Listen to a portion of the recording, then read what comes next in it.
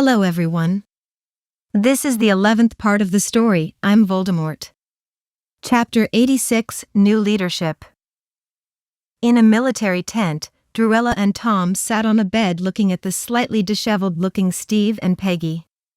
Both were caught in the act and annoyed at the intrusion.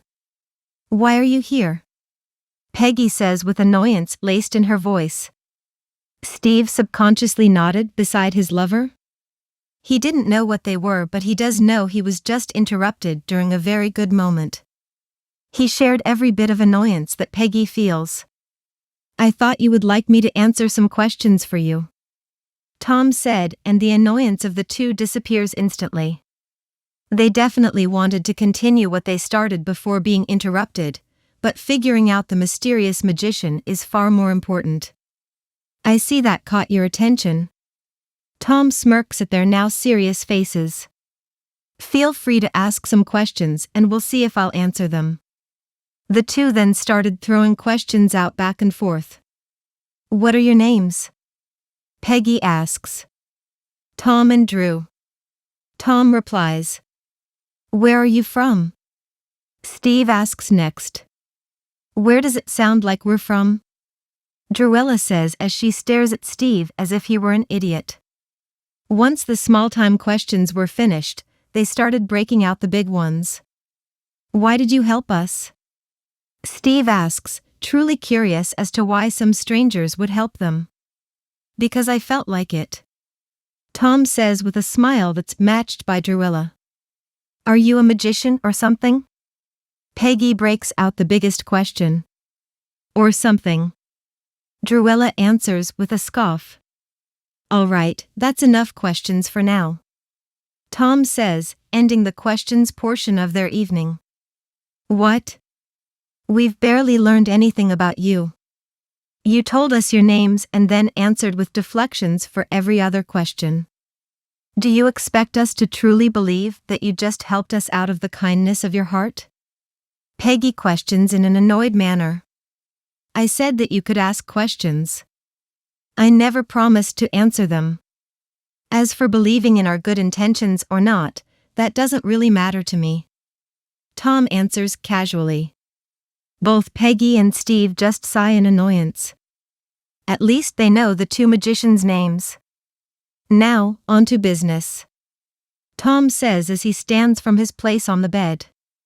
"I would appreciate you two keeping our involvement in the rescue mission quiet." "Why? Are you criminals or something?" Peggy asks in an accusatory manner. "No, but I would rather be left alone. I don't need governments wanting to experiment on me or something. That would be really annoying," Tom explained with a sigh. "Fine, we agree not to say anything as thanks for your help," Steve says in genuine gratitude. "We will not." Peggy voices her disagreement. "Yes, we will. They helped us for free. The least we can do is keep their secret," Steve says, firmly staring into Peggy's eyes. The staring match continues for a moment until a sigh could be heard from Peggy. "Fine." Peggy reluctantly agrees. "Good, I appreciate your cooperation," Tom says as he gets up to leave. "Oh yeah, if you ever need my help again, say my name out loud.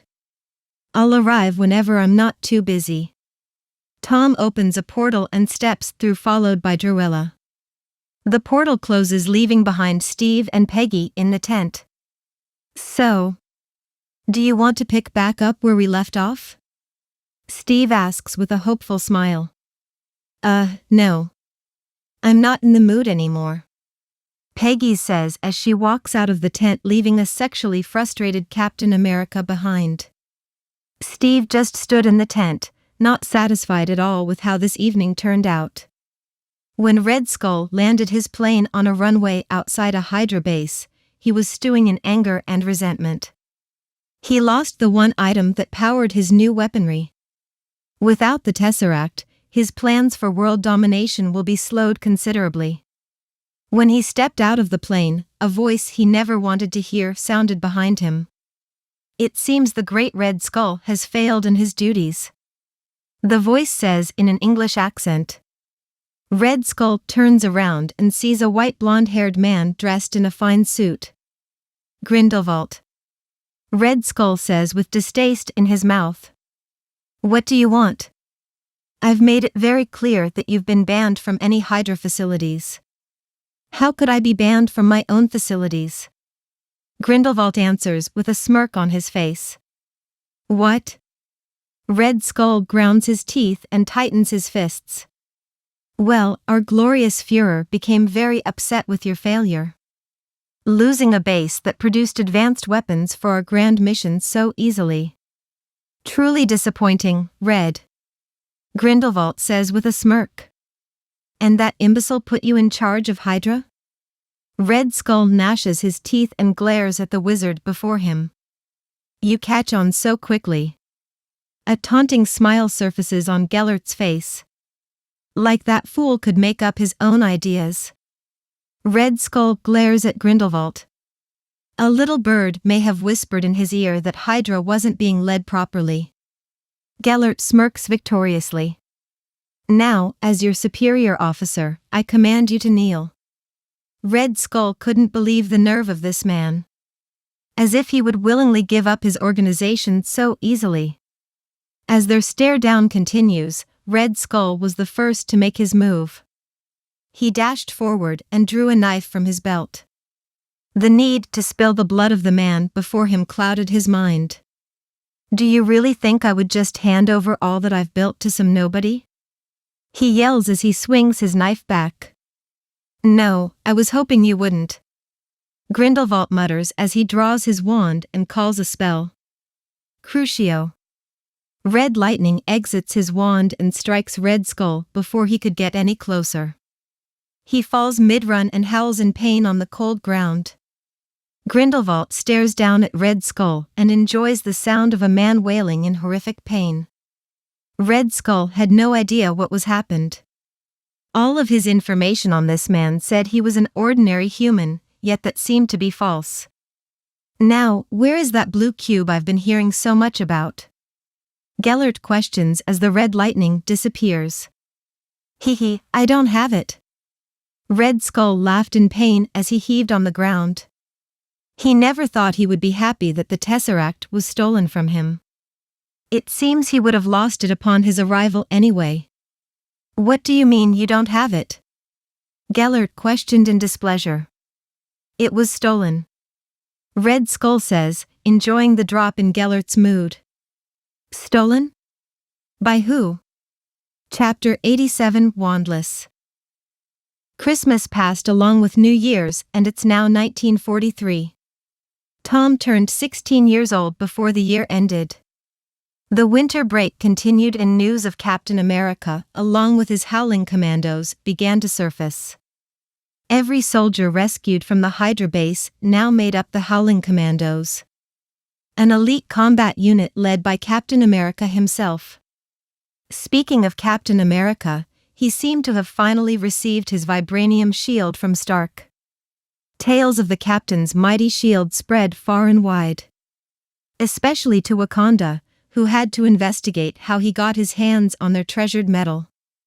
Of course, the investigation showed that Steve didn't steal it from Wakanda, nor did Howard for that matter. Apparently, it was a small piece of the meteor that broke off and landed many miles away from Wakanda. It was found and later sold to Stark for cheap since the owner had no idea what it was. Wakanda would usually retrieve any vibranium from non-Wakandan hands. Even if the metal wasn't from Wakanda itself in the first place. Vibranium was their property no matter where it came from, but the tribal council decided to leave the metal where it is this time. Although Wakanda did not and will not involve themselves with World War II, they could see that the bad guys are currently winning. Leaving the shield with Captain America can be said as Wakanda's contribution to the war effort. They hoped with this the war will end swiftly. Soon, with the help of the Howling Commandos, the Allied forces began to push back the Axis powers. The invisible line of war began moving and not in Hitler's preferred direction. While the tides of war were turning, Tom separated from Druella and went back to his training and studies. Over what little time he had left of the winter break, Tom worked hard on 3 things. First, he continued studying his university books to decipher the knowledge in his mind. Second, he visited his secret lair and continued studying and fixing everything from Stark Industries. The adventure up the tree of technology has been a hard one so far. Third, he went back to working on Project Gilgamesh, which seemed more impossible by the minute. This project will be the death of me, Tom mutters as he wallowed in failure. After pondering over what he should do about his continued failure, Tom decided to try and solve his problem in a different manner. What if I'm still tethered to the weapon? It shouldn't disappear as long as it stays in contact with me, Tom thought as the image of a string attached to his eldritch weapon surfaces in his mind. Tom immediately tried testing it out and conjured eldritch energy as usual. He then formed the energy into the broadsword that he's most comfortable with. With determination in his eyes, Tom flips the sword and stabs it into the ground. Taking a deep breath and concentrating as hard as he can, Tom begins forming a thin string of eldritch energy at the base of the sword's handle. The string appears and Tom holds it with 2 fingers, completely removing his grip from the sword. Hee, it works, Tom exclaimed as he stared at his handiwork. After proving his hypothesis correct, Tom decided to test the limits of his idea. He began drawing more eldritch energy and extending the string as he steps back from the sword. With each step, the string becomes longer and Tom grows further and further from the eldritch sword. After taking 5 steps back, the control needed to keep the sword and string's form became too high. On the 6th step, the sword started to distort and the string crumbled away. The sword and string disappear as if they were never there, but this didn't deter Tom's excitement. This is the first step to the completion of Project Gilgamesh. I just need to practice my control and figure out how to launch the weapon, Tom thought with a smile plastered on his face. When the winter break ended, Tom was able to stand 10 meters away from his weapons without any problem. The only thing he hasn't progressed on is launching them. Neither the Hallows nor the Space Stone was finished with their analysis yet. Hopefully, at least one of them would be finished soon. When Tom returned to Hogwarts, everything continued as usual. Classes continued with Tom reigning above everyone. The many clubs run by Druella and Tom's followers began to flourish. Tom's followers continued their morning training and study, and fulfilled their mission of integrating with the other houses. Hogwarts was changing slowly but surely, and the divide between houses was starting to vanish away. Steve hasn't called for Tom yet, which is fine. The man has superpowers and the Howling Commandos at his back. He shouldn't need Tom unless things get truly difficult. While at Hogwarts, Tom decided to start practicing wandless magic. He's mastered every wizarding spell available to him. Every spell from Hogwarts and his personal library has been mastered to a high degree. When he started his wandless training, Tom began with the simplest of spells. Lumos.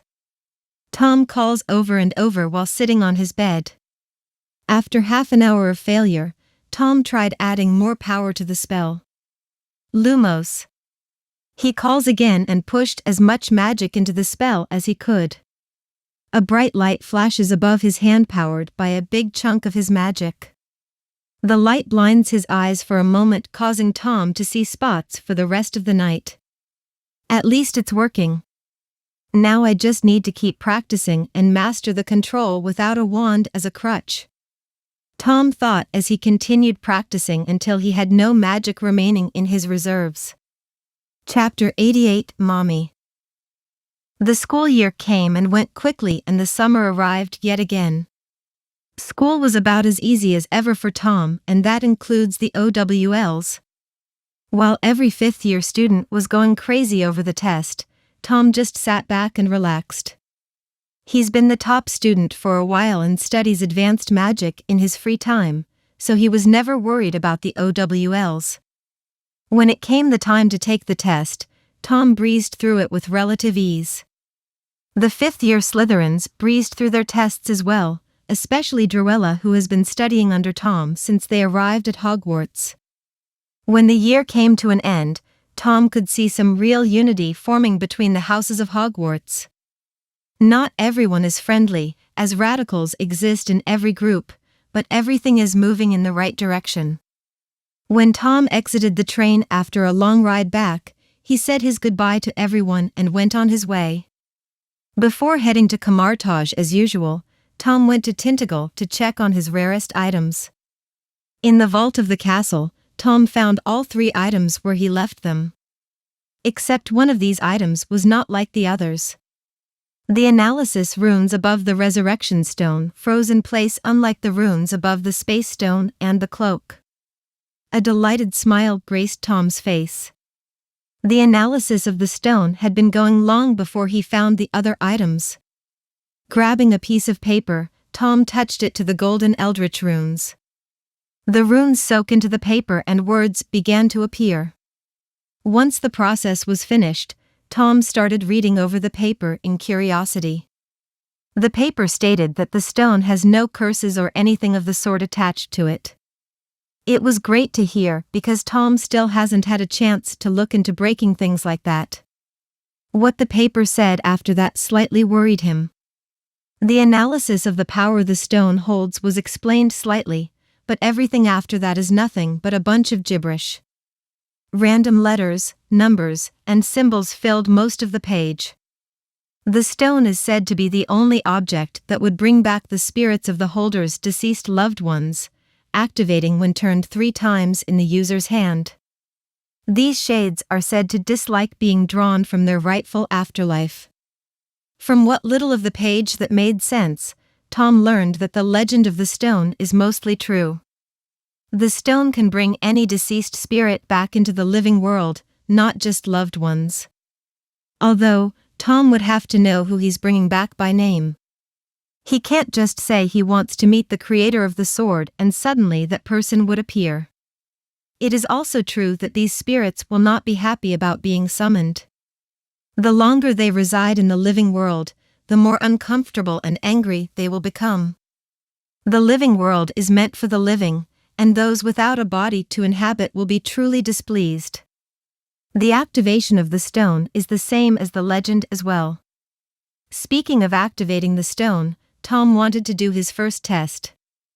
First, he leaves the vault so the space stone stays hidden. Who knows if others in the living world can summon the dead as well. Tom doesn't need some ghost spreading the word of where the space stone is hidden. Grabbing the stone with no fear of curses any longer, he turned it 3 times in his palm. The ghostly figure of a thin, average-looking woman materializes before him. She has brown hair, green eyes, and looks slightly unhealthy and malnourished. The second she appears, the woman glares around the room questioningly. Her life experience leaving her with little trust toward others but herself. "Hello, Mother," Tom says as he stares at the specter before him. "Ma Mother," the ghost of Mary P. Gaunt says and turns to see the most piercing red eyes she's ever seen. Those eyes belonged to her son. Some of the more religious nurses that helped her give birth said those eyes were a sign of the devil. Of course, these types of people were silenced by the matron of Wool's orphanage where she gave birth. Later, the matron would regret not believing those nurses. Mary P. remembers staring at her cute little baby in his bright red eyes as she died of childbirth. She didn't regret giving birth to him one single bit. Her child was one of the only things she was proud to have created in her horrible life. "Tom, is that really you? How am I here?" she says as she lunges forward with her arms opened wide to hold her son. As she about to come in contact with her son, Mary P. passes through him as if Tom weren't standing there. "Huh? What's going on?" A look of heartbroken appears on her face as she tries and fails to hug her son once again. "You're dead. I summoned you with one of the Hallows, the Resurrection Stone. I needed to test how it worked, and you were someone I wanted to meet at least once. Tom says with a small smile on his face. His mind and soul may only be half Tom Riddle, but she is still his mother. They may not have ever met, and Tom won't be resurrecting her, but every orphaned child wants to meet their parents if they could. His father lost the chance for this to happen between them when he left his own child in an orphanage while knowing full well where he was. Although, it's hard to blame the guy with what his mother put him through. Oh. That's incredible. The Hallows are real? She asks with a proud smile, seeing that her son owns one of the fabled Deathly Hallows. Yes, but that's not important right now. You can only stay for a short time since the stone has some downsides. Tom says as he takes a seat and looks over his mother. You look like life wasn't very kind to you. Tom says as he sees the condition of his mother's soul. No, it wasn't. I hope life has been kinder to you than it was for me. She says with a questioning gaze, and Tom nods to her with a smile. For an hour, Tom and Merope spoke about their lives. Of course, Tom didn't release any secrets that could compromise his plans. He also made her promise not to speak of the Resurrection Stone in the afterlife. By the time they were finished, Tom truly felt bad for his mother. She was born into a horrible family and mistreated all of her life. The lack of love in her upbringing caused her to crave it from a Muggle man that had no interest in her. Then came the story we all know, but what many don't know is what happened after Tom Sr. ran her off.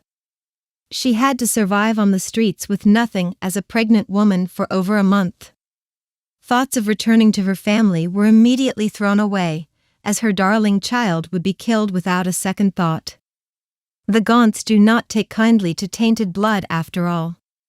She had to sell her precious locket that once belonged to Salazar Slytherin. What hurt even more was the low price of 10 galleons which it sold for.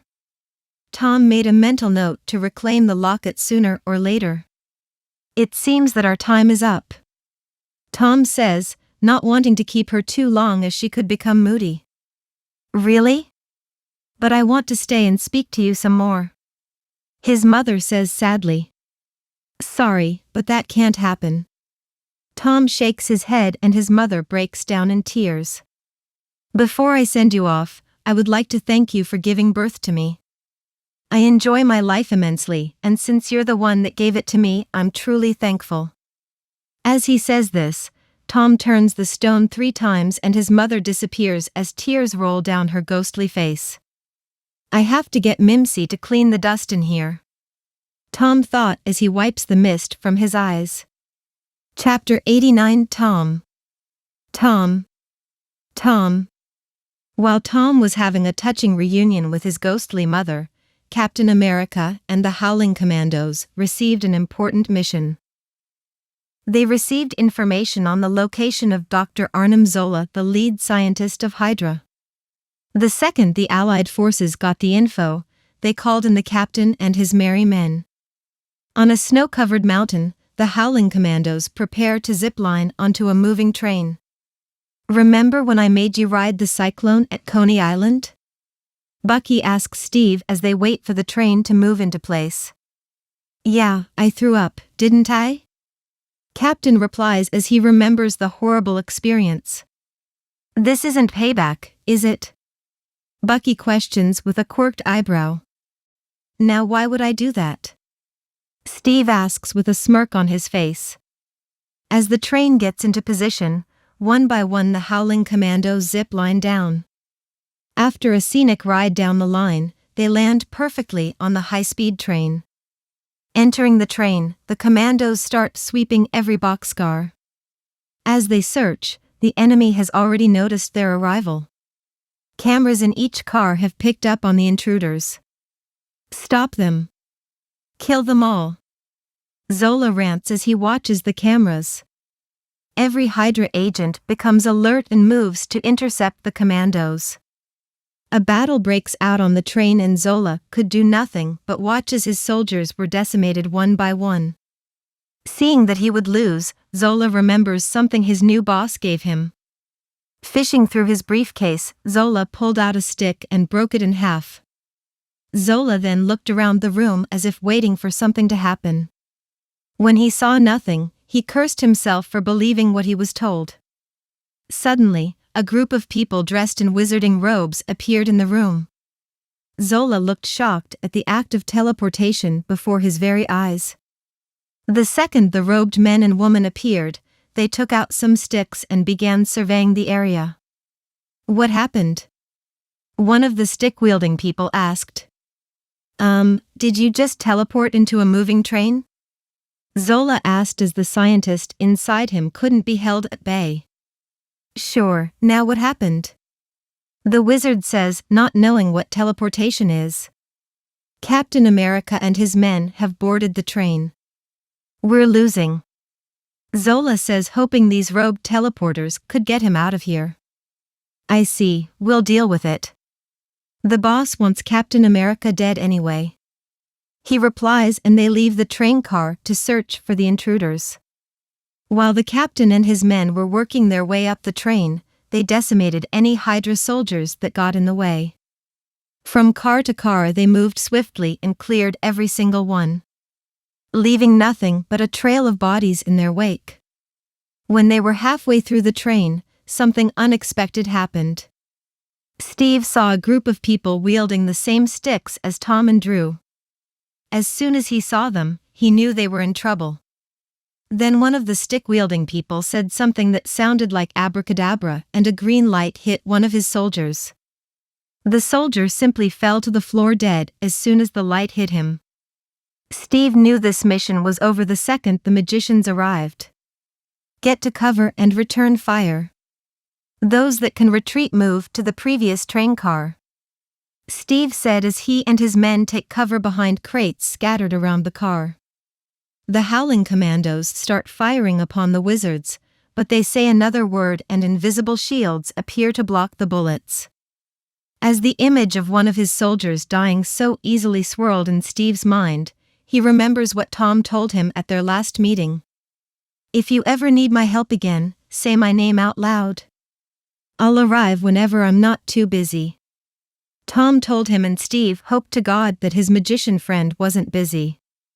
Tom. Steve called out and one of his men replies. Yes, sir. He yells a reply and awaits orders. Not you. Tom. Steve replies and yells Tom's name yet again. But I'm the only Tom in the unit. The soldier mutters and goes back to firing on the stick wavers.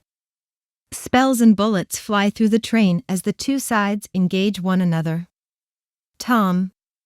Steve keeps yelling as another of his men falls to the ground dead. The battle continues and none of the wizards have taken a single injury since the beginning of the battle. The opposite could be said for the Howling Commandos. They've lost 4 men so far, and with every man lost, Captain America is becoming louder.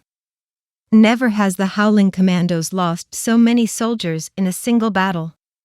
Tom. Steve gives one final shout before giving up. Pop. Sorry, am I late? A man wearing a porcelain white mask appears holding a bone-white wand in his hand. This is obviously Tom. As he arrives, others follow behind him. Men and women in similar masks appear and all of them were holding sticks as well. Protego. A few of the newly arrived reinforcements shout and invisible shields divided the car in half. Tom gets to work instantly and transfigured the cargo into better cover for the commandos and his followers as well. The killing curse has no spell that could block it after all. When the wizards saw other of their kind come to the rescue of muggles, they were truly shocked and appalled. Who dares stand against Grindelwald and his dream? One of the robed wizards yelled as the fighting stopped. Fuck Grindelwald and his dream. Tom laughs and every one of his followers joins in. Who the hell is Grindelwald?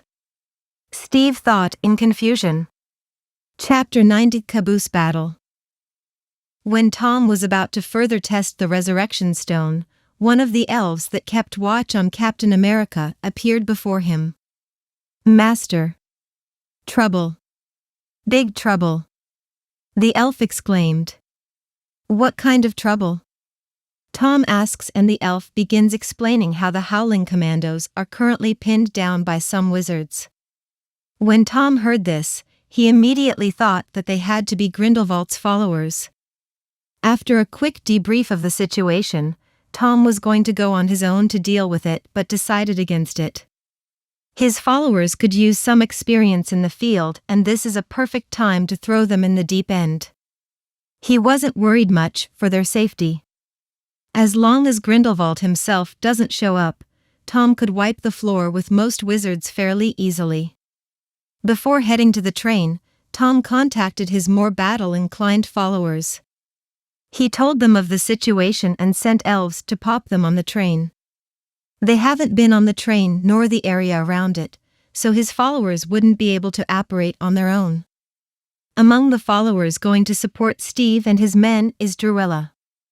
Tom wasn't sure whether to bring her along as he was only taking Hogwarts graduates, but he knew she could take care of herself. He's been training her for a while and she very well may be the strongest of his followers. Tom also ordered each of them to wear a porcelain mask to hide their face. Some of the slow-witted Slytherins asked where they could get such a mask on short notice. Tom just told them to transfigure one out of whatever's lying around. He really wanted to slap the few of his followers that asked him this. It didn't take long for everyone to be ready and head out onto the train. Fuck Grindelwald and his dream. Tom laughs as he pulls on the eldritch energy and forms runes in the air. When the golden runes appeared in the air before everyone's eyes, the passengers were captivated and shocked. Except for Tom's followers, of course. They've seen him do this a few times now. The Howling Commandos were truly awed by the most beautiful act of magic they've ever seen.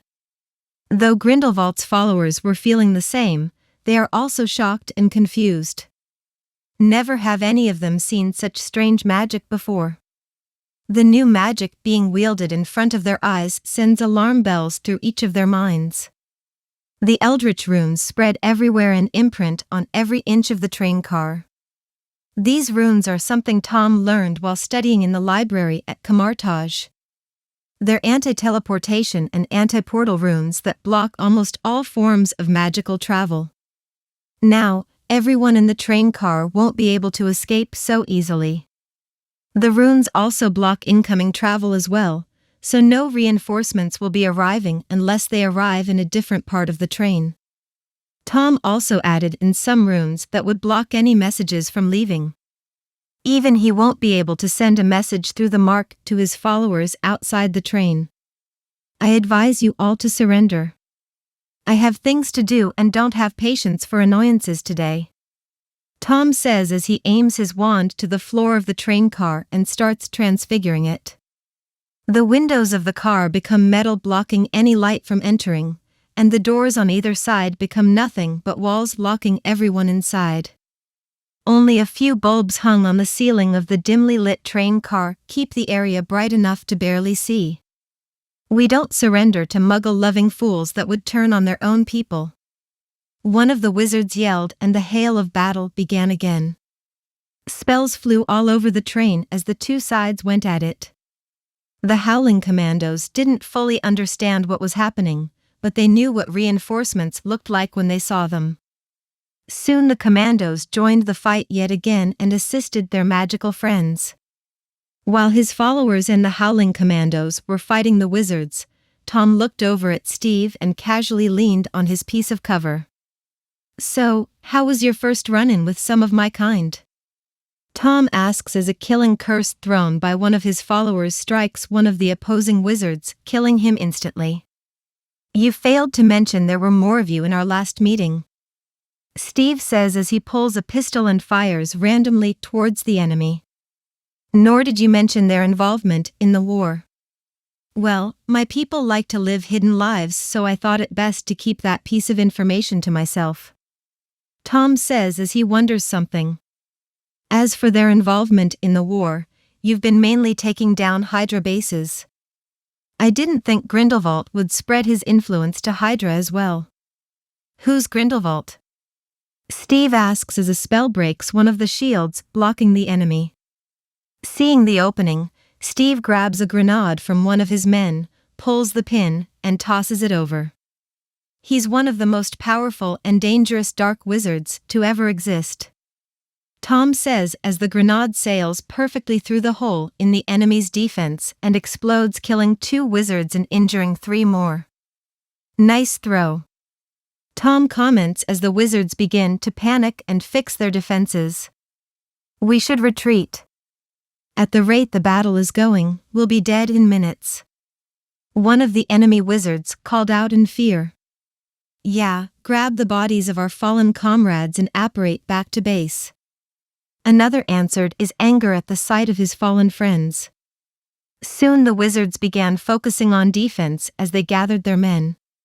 When they tried to teleport away, nothing happened and they remained on the train exactly where they stood. Did I give you permission to leave? Tom yells from the other side of the train, causing the enemy breaks out in a cold sweat. I'm growing tired of this, so I'll give you one more chance to surrender. Drop your wands and get down on your knees with your hands on your heads. You have 3 seconds to compile or you all die. With Tom's announcement made, he began to count down from 3. 3, 2. Chapter 91, Leaving a Gift. Wait. I surrender. Please spare me. One of the smarter enemies called as she threw her wand aside and collapsed on her knees. How dare you betray our cause? We are acolytes of Grindelwald himself, yet you act in such a disgraceful manner. Traitors like you need to be. One of the acolytes starts ranting as he aims his wand at the woman. 1. Time's up. Tom finishes counting and aims his wand at the floor of the train once again. Magic launched from his wand into the floor and the floor beneath the acolytes began to morph. Spikes launched from beneath all of the enemies, impaling them from crotch to skull, leaving only the woman who surrendered unharmed. The poor woman was shaking like a leaf as she stared at her still standing former comrades. The spikes held them up and kept them in place like scarecrows. The blood of her comrades pooled around her and soaked her robe as she kneeled frozen on the ground in fear. Secure the girl and take her for questioning. Tom orders and his followers move into action. Collect the wands and any valuables as well. We don't need muggles finding them and experimenting with things they know nothing about. The Howling Commandos were truly shocked. One moment they were winning, then somehow the leader of their reinforcements decimated the remaining enemies. One thing is for sure. They would never forget the power these magicians hold, nor would they ever forget how easily Tom slaughtered the remaining opponents. Thanks for the help, Tom. Steve says as he breaks from his shock and looks over at his fallen brothers in arms. You're welcome. What was your mission anyway? Tom asks and Steve's eyes widen as he remembers why he's here in the first place. Zola. Steve yells as he goes to find him but is stopped by the lack of exits. Oh, yeah. Let me fix that for you. Tom says and waves his wand, making the doors and windows return to normal once again. Steve runs out of the train car and starts searching for Zola with the Howling Commandos hot on his tail. Tom walks over to the woman that surrendered and transfigured a chair in front of her. His followers have their wands trained on her as she stares at Tom in horror. Hello, I'm Tom. Who might you be? Tom asks as he sits in front of her with his legs crossed casually. Vivien de Rosier, my lord. She mutters as she ducks her head down in submission, not daring to look Tom in the eye. Rosier, huh? Interesting. Tom says as he eyed Druella for a moment and received a shrug from her. A half-blood disgrace that Druella never met perhaps? Tom thought as he could see the resemblance to Druella and Lady Rosier. Well, Ms. Rosier. Seeing as you've surrendered, I'll spare your life as promised. The second she heard him say that, a sigh of relief was heard and a small smile formed on her face. That smile was ruined by Tom's next words though. "But, you'll have to be put through some questioning and you'll be a prisoner for the foreseeable future," Tom says, and her smile disappears. "At least I'm not dead," she thought as she turned to see her comrades still impaled on spikes. Tom summons the eldritch energy once again and runes appear as usual. The runes surround his prisoner and imprint themselves on her skin. These are what Tom likes to call inmate runes. They track where the person is and suppress the magic in them.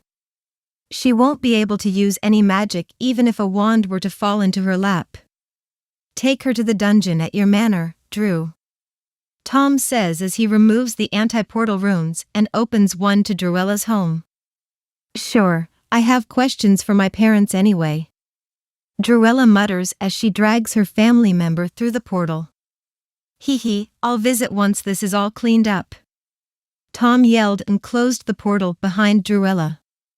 "You're all dismissed. Return home and get some rest. You performed better than expected, so be proud of yourselves," Tom says, and his followers stuck their chests out and straightened their posture.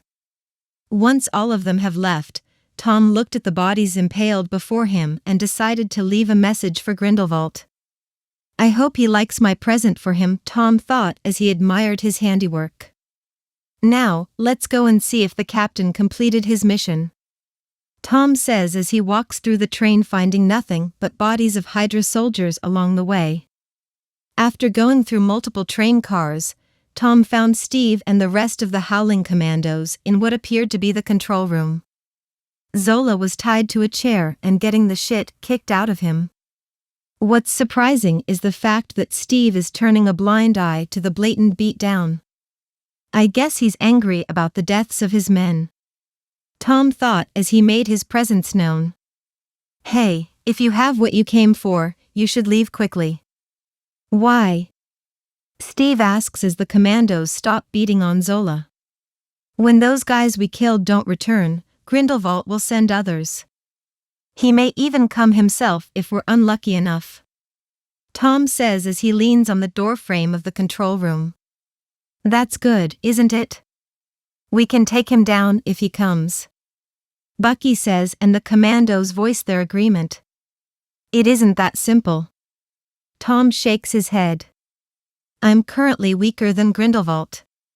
If we were to do battle now, I would undoubtedly lose, and you guys are muggles. No offense, of course. I don't know what a muggle is, but the Howling Commandos can face any challenge," one of the more overconfident soldiers exclaimed.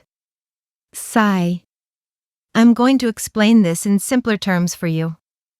Do you understand how fucked you were against those wizards before we arrived?" Tom says, and they all nod with unhappy expressions. "Good, now multiply that level of fucked by 100. That is how bad it would be if you were to face Grindelwald."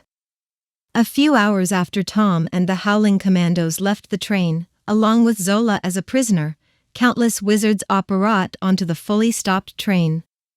Among these wizards was the man himself, Gellert Grindelwald. They surveyed the train to find what happened and found Tom's little message.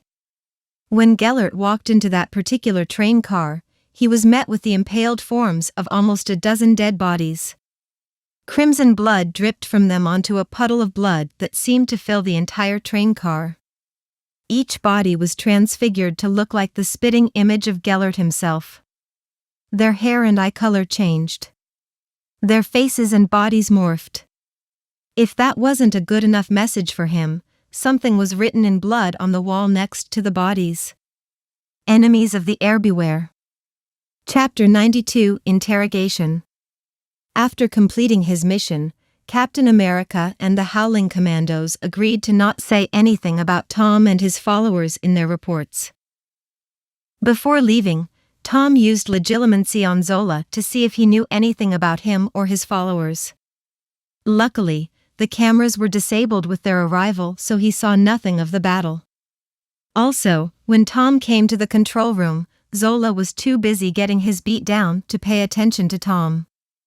After seeing that no information on him would leak, Tom started searching for anything on Grindelwald.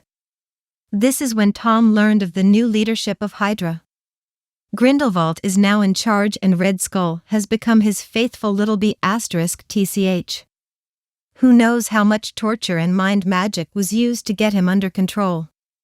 Tom thought as he saw a memory of Red Skull faithfully listening to Grindelwald's orders. Or he's faking it and waiting for the right moment to strike. Tom was going to obliviate any knowledge of wizards from Zola's mind, but the man doesn't know anything really. He thinks that Grindelwald and any of his men were a part of some different super soldier procedure. Seeing no damning evidence of the wizarding world, Tom decided to leave his memory intact. Tom also found the location of all Hydra bases known to Zola and stored them away for later. With that finished, Tom opened a portal to a location about a mile away from the train and left the captain and his men to trudge through the snow with their new prisoner. He would give them a lift back, but people would become suspicious. Allied headquarters in London. After Steve and his men brought Zola back from their successful mission, Colonel Chester Phillips brings a tray of food to his new prisoner. "What is this?" Zola asks as he stares warily at the food in front of him. "Steak." Phillips replies. "What is in it?" Zola asks, worried about poisons in his meal. "Cow." Phillips looks at the prisoner as if he were an idiot. "Doctor, do you realize how difficult it is to get a hold of a prime cut like that out here?" "I don't eat meat." Zola pushes the tray of food across the table. "Why not?" Phillips asks as he starts eating the steak in front of Zola. "It disagrees with me." "How about cyanide? Does that give you a rumbly tummy too?" "Every Hydra agent that we've tried to take alive has crunched a little pill before we can stop him, but not you. So, here's my brilliant theory." Phillips points his fork full of food at Zola. "You want to live. You're trying to intimidate me, Colonel." Zola says, seeing through the whole charade. "I bought you dinner." Colonel Phillips slide over a piece of paper. Given the variable information he has provided, and in exchange for his full cooperation, Dr. Zola is being remanded to Switzerland. Zola reads the paper out loud and looks across the table with a face that said, "Really? I sent that message to Washington this morning.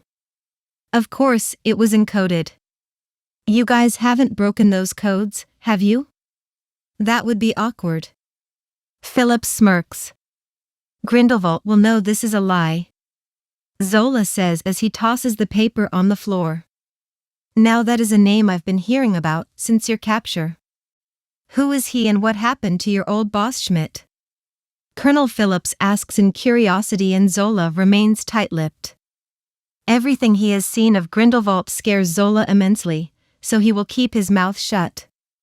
The consequences would be unpleasant should he say anything. "At least tell me his first name." "He's gonna kill you anyway, document. You're a liability. You know more about Hydra and its plans than anyone. You may be afraid of them, but you haven't seen anything yet." "No, I'm afraid it is you, Colonel, that hasn't seen it yet. I used to fear Schmidt like a child fears his neighborhood bully, but Grindelwald inspires a whole different level of fear in me. I will not speak because anything you could do to me is nothing compared to that man," Zola says as he shivers just thinking of him. Well said, Zola." A new voice speaks up from behind Colonel Phillips. The second Phillips hears someone behind him, he draws his pistol and turns to engage the intruder. "Stupefy." The voice calls and the colonel collapses onto the table frozen in place. The man walks out of the shadows revealing it to be Gellert Grindelwald. As soon as Zola saw who it was, he started shaking. Thoughts of whether he would be killed or not raced in his mind. Grindelwald looks at Colonel Phillips slumped over on the table like garbage and kicks him off the seat and onto the hard floor. It's good to hear how much fear I can inspire in my subordinates. Gellert comments as he takes the colonel's seat across from Zola. Is this steak? It's too bad that Filth started eating it. I was feeling a bit peckish, he says and pushes the tray to the floor. Hello, sir. You've come to rescue me, I hope. Zola stutters in fear. No, your usefulness has expired with the creation of the Valkyrie. I'm here to ask some questions about the incident on the train. I'll tell you anything you want. Just please don't kill me. Zola stares pleadingly into Grindelwald's eyes. You don't need to say a word, Gellert says as he stares into Zola's eyes and uses legilimency. Zola stares back as if forced and started screaming in pain. Due to the loss of good magical blood on that train, Grindelwald has been in a bad mood. Especially after he saw that message left for him in the train car. Because of this, he's currently tearing apart Zola's mind looking for any glimpse of the heir mentioned on the wall. He only saw a glimpse of Tom in the control room with his porcelain mask covering his face. The man in the mask seemed to look in Zola's direction for a moment as if knowing Grindelwald would be there. This only proved to enrage him even further. It seems you know nothing, Gellert says as he stands from his chair and straightens his collar. What a waste. He comments and disappears from the room, leaving behind a frozen colonel and a drooling mess of a scientist. Chapter 93 Obligatory Accidental Peeper Scene. Hydra Main Base. Soon, Hydra will stand master of the world. Born to victory on the wings of the Valkyrie. Our enemies' weapons will be powerless against us. If they shoot down one plane, hundreds more will rain fire upon them. If they cut off one head, 2 more shall take its place. Hail Hydra! Red Skull addresses every Hydra soldier that will be deployed when the finishing touches on the Valkyrie are finished. Grindelwald stood behind him with a small smile on his face. He's good at giving speeches to wizards to draw in supporters, but he decided to leave the Muggle speeches to Red Skull. Although Grindelwald is smiling outwardly, he is anything but pleased. He's been dealing with a small group of wizards that disagreed with his actions for a while, but the message left on that train definitely wasn't from them. The idea of not knowing his enemy truly unnerved him.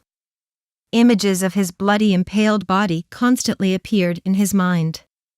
Though his plans are moving forward, he feels as though someone is always 3 steps ahead. It's as if his enemy knows the future or something. When Tom left Steve and his men, he went straight to Rosier Manor.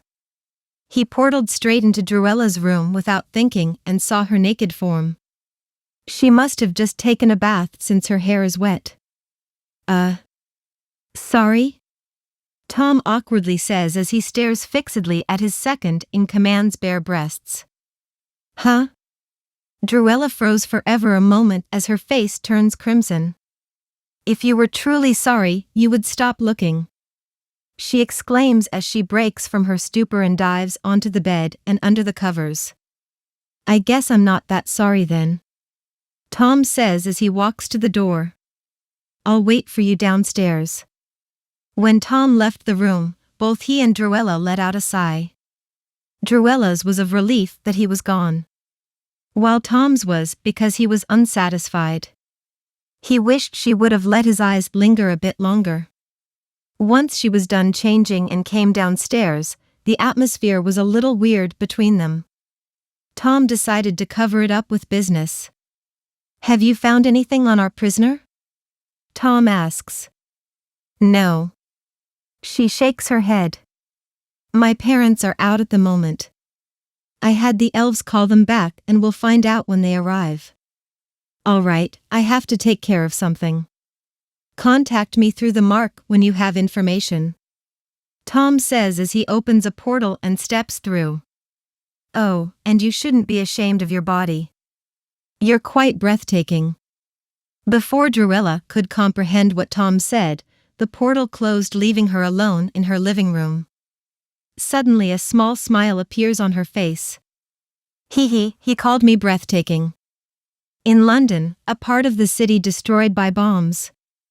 Steve and the Howling Commandos were mourning the deaths of their comrades in the rubble of the bar where Steve first enlisted his men. The mood wasn't too somber as they did finish the mission to completion. Blackout is still in effect throughout the London area. Please wait for the all clear. Your attention, please. All citizens shall remain indoors until further notice. Blackout is still in effect throughout the London area. The sound of the radio filled the area. Peggy Carter follows the sound of said radio and finds Steve drowning his sorrows in alcohol. Bottles crowd around his and his friend Bucky's feet. She sat next to him and placed a hand on his shoulder. When Bucky saw her arrive, he walked away to give them some space. Dr. Erskine said that the serum wouldn't just affect my muscles, it would affect my cells. Create a protective system of regeneration and healing. This means, I can't get drunk. Did you know that? Steve says as he downs a whole bottle of whiskey. Your metabolism burns 4 times faster than the average person. He thought it could be one of the side effects. It wasn't your fault. She says, referring to the men that died on the train. No matter what happens, it will always be my fault. I'm their leader. They follow me into battle, not the other way around. Steve says as he grabs another bottle and tries to get drunk once again. You did everything you could. Do you believe in your men? Do you respect them? Steve looks at her as if to say yes. Then stop blaming yourself. Allow them the dignity of their choice in following you. They damn well must have thought you were worth it. I'm going after Grindelwald. I'm not gonna stop till all of Hydra is dead or captured. Including Schmidt as well. Steve says as he stares unwaveringly into Peggy's eyes. You won't be alone. Peggy says as she stares back. No, he won't be alone, a voice says behind the couple and ruined their moment. Turning around in alarm, Steve and Peggy are met with Tom leaning against a piece of rubble. I thought you said you aren't powerful enough to face Grindelwald yet. Steve says as he recalls Tom's warning. I'm not. Tom says with a shake of his head. Although if I can finish Project Gilgamesh, then I could definitely stand a chance against Grindelwald.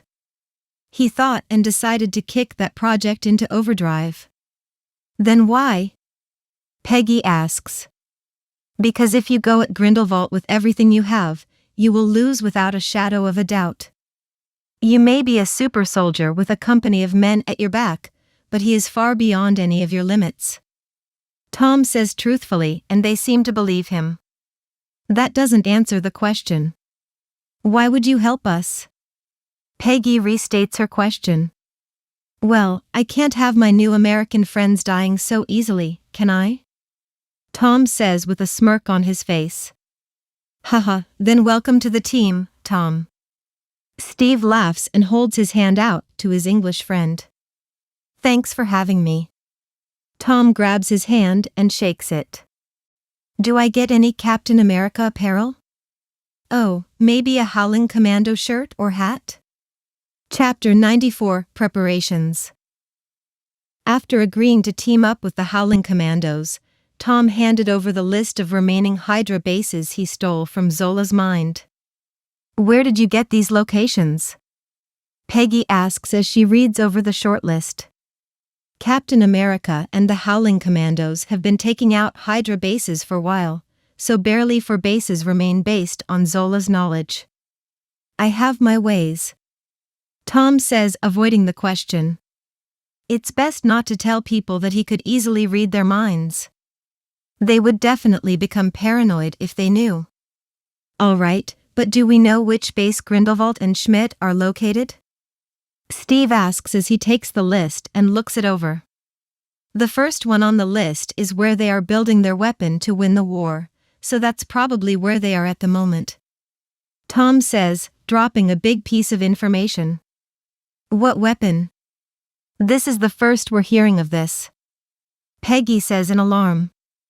Did Zola not tell you guys? He is the one that created it after all. I thought he would squeal like a pig the second things got rough. Tom asks as he remembers the movie. Zola was supposed to snitch on Hydra and reveal the existence of the Valkyrie. No, he didn't. Peggy says as a scowl appears on her face. When he was being questioned, someone got in and attacked Zola and Colonel Phillips. Phillips has been frozen in place somehow and we're not sure how to fix him. Zola on the other hand is in a deep coma. He hasn't woken and the doctors say it doesn't look like he will anytime soon. Steve was alarmed at the situation.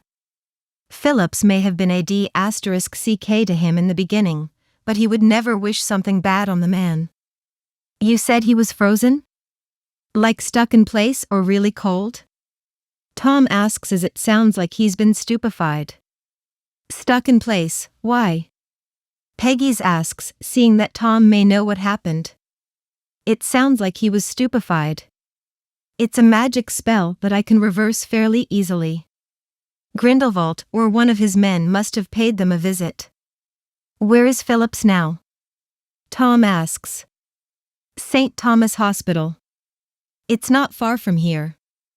I can give you a lift. Peggy answers quickly, hoping to wake up Phillips and find out what happened. No thanks, I know where it is. I'll send someone to wake him up now. Tom says as he commands one of his followers to get it done through the mark. I just sent a message to a subordinate of mine to get it done. He's there now. Tom also ordered that the colonel's mind be searched for what happened. How do you? Steve was going to ask how he could contact someone so easily. Magic. Tom says simply before Steve could finish his question. Oh. Steve says with a dumb look on his face. Can we please get back to Hydra's secret weapon to win the war, please? Peggy asks impatiently. Yes, we can. Tom went on to explain about the Valkyrie and the plan to bomb every major city. All right, so we should go straight for the main base then. We can't allow that plane to take off. If it does and we aren't ready, millions of people will die. Steve says as he stood up and started pacing. Yes, I agree. We'll give the locations of the other bases to High Command. They can assault the other bases, while we attack the main base, taking out Grindelwald and Schmidt, and make sure that plane never leaves the ground. Peggy explains and everyone seems to agree. Sounds good to me. I have to go and work on something for the big fight. Tom says as he needs to perfect Project Gilgamesh. When you know the date and time we'll be attacking the base, call my name and I'll come to get the details. As long as the place isn't warded against it, I can get us in through a portal. Sure, we should go and check on the colonel anyway. Steve says and Tom opens a portal to Kamartaj. See you soon. Tom says as he steps through the portal. When Tom arrived at Kamartaj, he needed to get straight to work. Many ideas were stored away about how to complete Project Gilgamesh. One of them was what Tom called the rocket theory. This theory was fairly simple. Tom wants to somehow propel his weapons forward by creating a small thruster made from eldritch energy at the bottom of a sword or whatever weapon he summons. Though he has no idea how to do this and it's a bit complicated, so Tom will scrap that idea for another time. The next idea is to somehow work the wire attached to the weapons like the puppet technique from Naruto. They seem to be able to control the wires connected to the puppets with their chakra, so why shouldn't Tom be able to do the same with his magic? Tom gave it a shot and summoned a small knife attached to a wire. He placed the knife on the ground and stepped back a few meters. With the golden wire in hand, Tom pushed his magic into it and tried to control it. Slowly the golden wire made of eldritch energy trembles. Seeing that he wasn't getting much of a result, Tom pushed more power into the wire. Suddenly the wire tenses and the knife is pulled from the ground and flung up to the ceiling. As the knife embeds itself into the ceiling, the wire falls apart, causing the knife to disappear along with it. It worked, Tom thought as he celebrated his small victory. The amount of control needed to completely control the wire doesn't seem too far off. What's worrying is the wire falling apart. Tom needs to find a way to strengthen the wire, so it doesn't fall apart so easily. After that, it's just about practice. Hopefully, I have enough time to prepare. This marks the end of part 11 of the story, I'm Voldemort. Thank you for listening. Please like and subscribe the video to listen more. Hit the bell icon to get notified of all the new content uploaded to the channel ASAP.